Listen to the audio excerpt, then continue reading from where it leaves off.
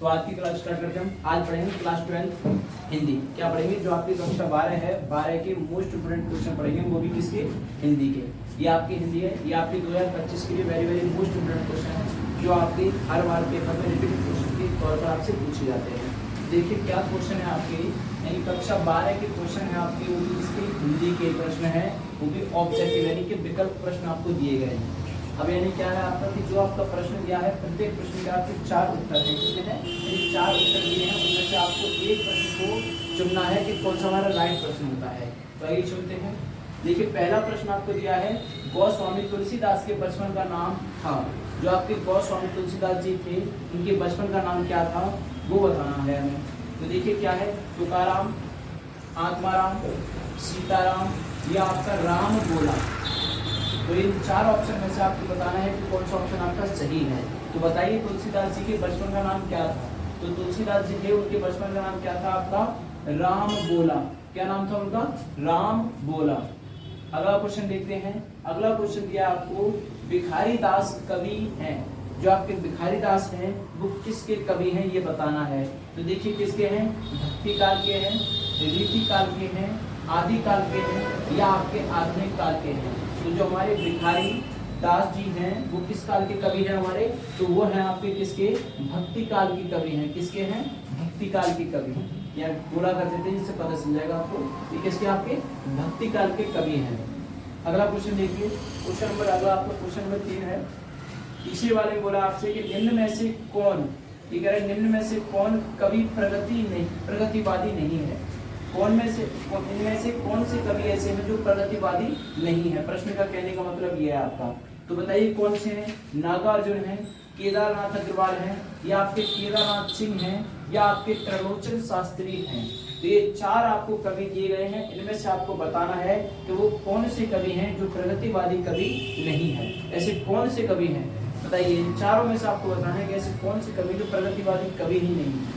तो देखिए इनमें से कौन सी कवि है जो आपके प्रगतिवादी नहीं है? तो वो है आपके कौन? त्रिलोचन शास्त्री। कौन है आपके? त्रिलोचन शास्त्री। अगला क्वेश्चन देखिए आपका 4 वाला आता है। क्वेश्चन 4 में बोला आपसे कि निम्नलिखित में से मैथिली शरण गुप्त की रचना नहीं है। क्या बोला है? कि निम्नलिखित में से मैथिली शरण की रचना नहीं है।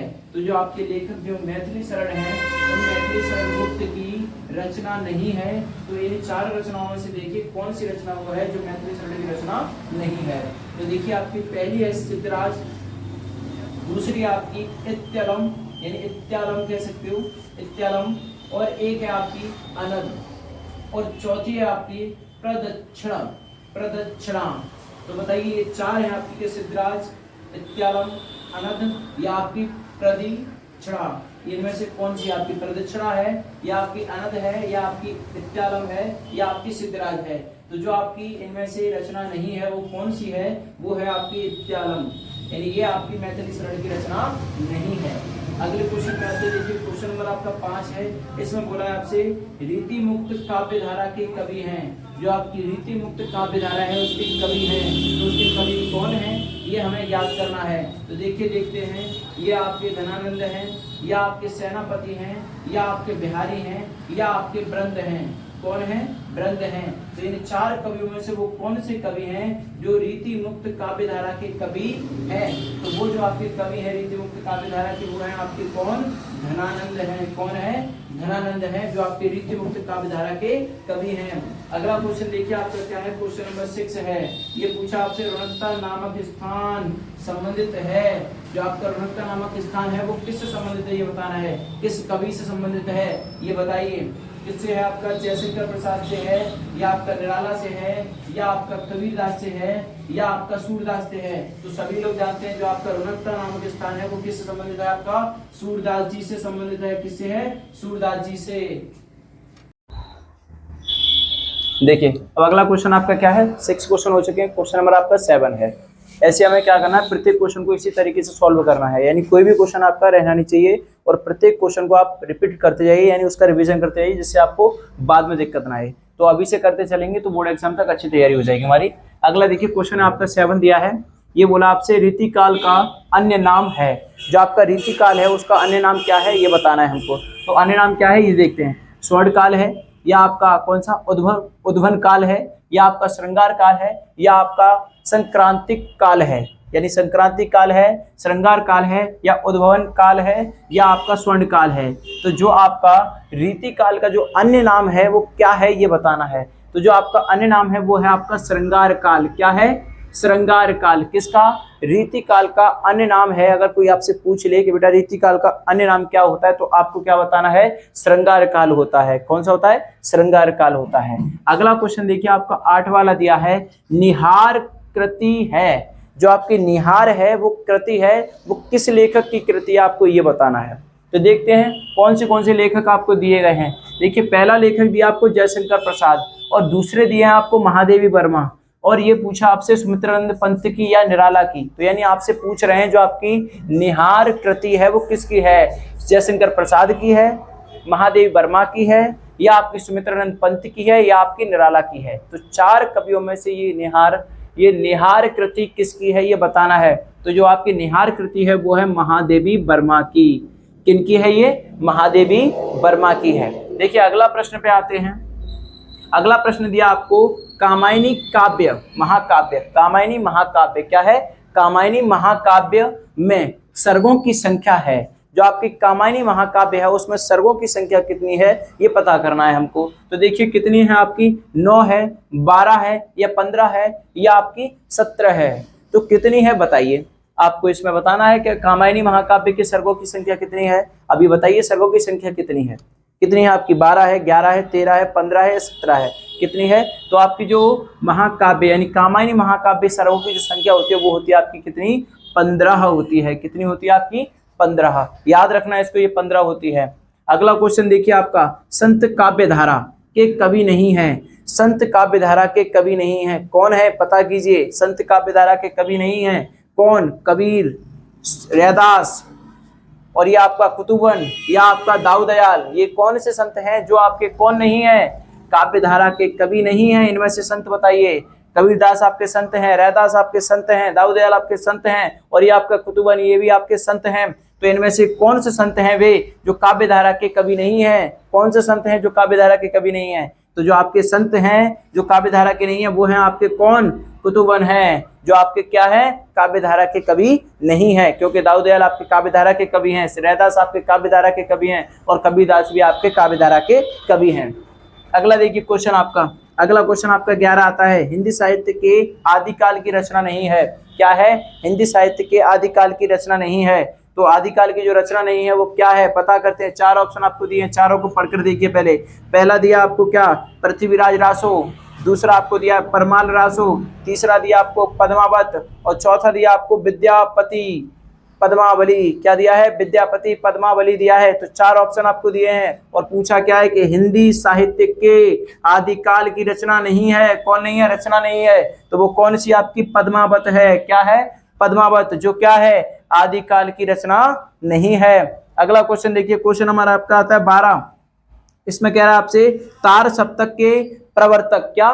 तार सप्तक के प्रवर्तक या संपादक हैं। जो आपका तार सप्तक है उसके क्या प्रवर्तक या संपादक हैं। तो कौन है इसके प्रवर्तक या संपादक? कौन है? अज्ञ हैं, धर्मवीर भारती हैं, और ये आपके प्रयाग नारायण, ये हैं आपके प्रयाग नारायण त्रिपाठी हैं, या आपके सुमन राजे हैं। तो कौन है इन चारों में से ऐसे कौन है जो आपके तार सप्तक के कौन हैं? संपादक या प्रवर्तक हैं। तो जो आपके प्रवर्तक या संपादक हैं वो हैं आपके कौन? अज्ञ हैं। ये मैं आपको पहले क्वेश्चन में भी आपको बता चुका हूं कि तार सप्तक के कौन हैं? आपके अज्ञ हैं। तो याद रखिए इसे। देखिए अगला क्वेश्चन क्या है आपका? क्वेश्चन आपके 12 हो चुके हैं, अब क्वेश्चन आपका 13 वाला आता है। कौन सा आता है? प्रश्न नंबर 13 है आपका। प्रश्न नंबर 13 में आपसे क्या बोला है? देखिए, प्रयागवाद के प्रवर्तक हैं। किसके? प्रयागवाद के प्रवर्तक हैं। अब कौन है आपके प्रयागवाद के प्रवर्तक? देखते हैं। आपको दिए हैं नरेश मेहता, दूसरे दिए आपको कौन? रघुवीर दास, और तीसरे दिए आपको अज्ञ, और चौथे दिए आपको मुक्ति बोध। यानी आपको इन चारों में से पता करना है कि आपके जो प्रयागवाद के प्रवर्तक हैं वो कौन है। तो देखते हैं कौन है। देखिए, राम नरेश मेहता नहीं है, रघुवीर दास रघुवीर सहाय नहीं है, आपके अज्ञ, ये हैं आपके, कौन है ये, प्रवर्तक के, क्योंकि आपने अभी पहले भी क्वेश्चन देखा है जिसमें प्रवर्तक या संपादक पूछा था, तो वो बताया था आपको, प्रयागवाद में पूछा था, तो कौन है आपके, ये अज्ञ, कौन है, अज्ञ है। ना तो आपके मुक्तिबोध हैं, ना आपके रघुवीर साय हैं, ना आपके नरेश मेहता हैं। ठीक है, अगला क्वेश्चन देखिए, क्वेश्चन नंबर क्या है आपका, 14 वाला प्रश्न है। ये आपसे बोल रहा है क्या, कि तुलसीदास की रचना नहीं है, क्या है, तुलसीदास की रचना नहीं है। तो इन 4 रचनाओं में से आपको पता करना है कि ऐसी कौन सी रचना है जो तुलसीदास जी की रचना नहीं है। तो कौन सी, आइए पता करते हैं। तो देखते हैं, रामलला नहछु, दूसरा है आपका पार्वती मंगल, तीसरी है आपकी कवितावली, और चौथी जो है वो है आपकी रामचंद्रिका। और इसमें पूछा क्या है कि तुलसीदास की रचना नहीं है, तो ऐसी कौन सी है जो तुलसीदास की रचना नहीं है। देखिए, रामलला नहछु जी आपकी तुलसीदास की है, क्योंकि राम जी का नाम आ जाए तो तुलसीदास समझ जाइए, क्योंकि तुलसीदास जी हैं उसमें। ये पार्वती मंगल है, ये भी आपकी क्या है, इन्हीं की रचना है। कवितावली, ये भी आपकी तुलसीदास की है, लेकिन रामचंद्रिका आपकी क्या है, तुलसीदास जी की नहीं है। तो इसका जो आंसर होगा वो राइट आंसर क्या होगा आपका, रामचंद्रिका। और ये क्या है, ये तुलसीदास जी की रचना नहीं है।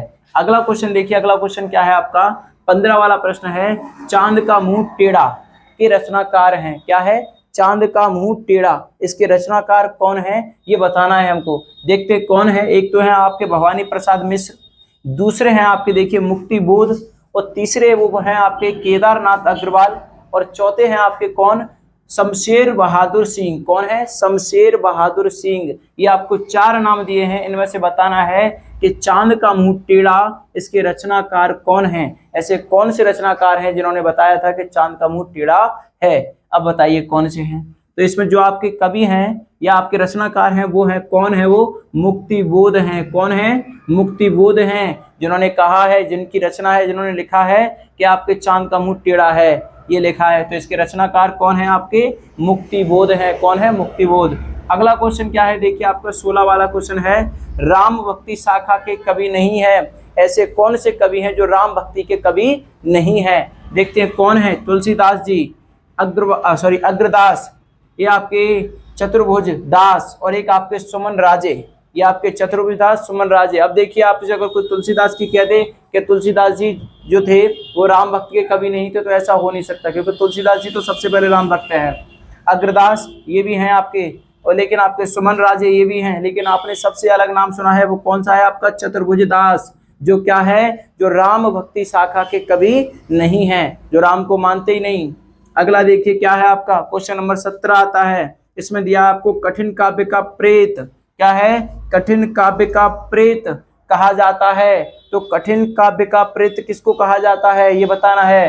तो क्या है आपका, एक तो आपके धनानंद को कहा जाता है, या भूषण को कहा जाता है, या आपके केशव को कहा जाता है, या आपके पद्माकर को कहा जाता है। तो बताइए इन 4 लेखकों में से ऐसा कौन है जिसको हम क्या कहते हैं, कठिन काव्य का प्रेत, क्या कहते हैं, प्रेत किसको कहते हैं। तो जिसको प्रेत कहते हैं वो कौन है आपका, केशव को कहते हैं। किसको कहते हैं, केशव को क्या कहते हैं, कठिन काव्य धारा का प्रेत कहा जाता है या कहा गया है। अगला क्वेश्चन आपका देखिए कौन सा आता है, 18। क्वेश्चन नंबर 18 में आपसे पूछ रहा है, कौन सा ग्रंथ आदिकाल का है। बताइए ऐसा कौन सा ग्रंथ है जो आपके आदिकाल के समय से है। तो उसको पता करना है। इन 4 ग्रंथों में से ग्रंथ कौन कौन से हैं आपके, सूरसागर है, पद्मावत है, और कौन सा आपका बीसल देव है, बीसल देव रासो है, और आपका आंसू है। तो इन 4 ग्रंथों में से बताइए जो क्या है आपका, कौन सा ग्रंथ आदिकाल का है। तो इनमें से ये बताइए कौन सा ग्रंथ ऐसा है जो आपके आदिकाल के समय से चलता आ रहा है या आदिकाल का है। ऐसा कौन सा वो है आपका ग्रंथ जो आदिकाल का है। तो देखिए वो है जो है आपका आदिकाल का कौन सा है, वो है आपका विसल देव रासो। कौन सा है जो आदिकाल का ग्रंथ है, वो है आपका ग्रंथ है विसल देव रासो। ये ग्रंथ आपके आदिकाल का है। अगला क्वेश्चन आता है आपका 19 वाला। 19 वाले क्वेश्चन में आपसे पूछ रहा है, कृष्ण भक्ति शाखा के कवि नहीं है। क्या नहीं है, कृष्ण भक्ति शाखा के कवि नहीं है। तो ऐसे कौन से इनमें से कवि हैं जो कृष्ण की भक्ति के कवि नहीं है, जो कृष्ण से प्रेम नहीं करते। ऐसे कौन से हैं जो कृष्ण को नहीं जानते या कृष्ण को नहीं मानते।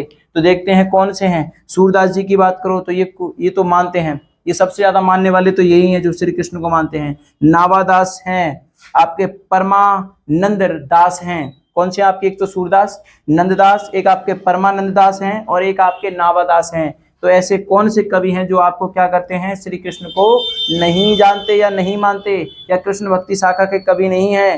तो कौन से? सूरदास के अगर कोई आपसे कह दे कि ये कृष्ण भक्ति के कवि नहीं है, ऐसा हो नहीं सकता, क्योंकि ये कवि हैं। नावादास की कहोगे ये भी कवि हैं, सॉरी ये नंदादास की कहोगे तो ये भी आपके कवि हैं, चौथे की कहोगे आपके परमानंद दास, ये भी आपके कवि हैं। लेकिन फिर बचा कौन? सिर्फ एक ही बचे आपके, नावादास। कौन बचा है आपका? नावादास। और ये कौन है कि ये कृष्ण भक्ति शाखा के कवि नहीं है, बाकी ये सब ये कवि हैं, ये आपके कवि नहीं है।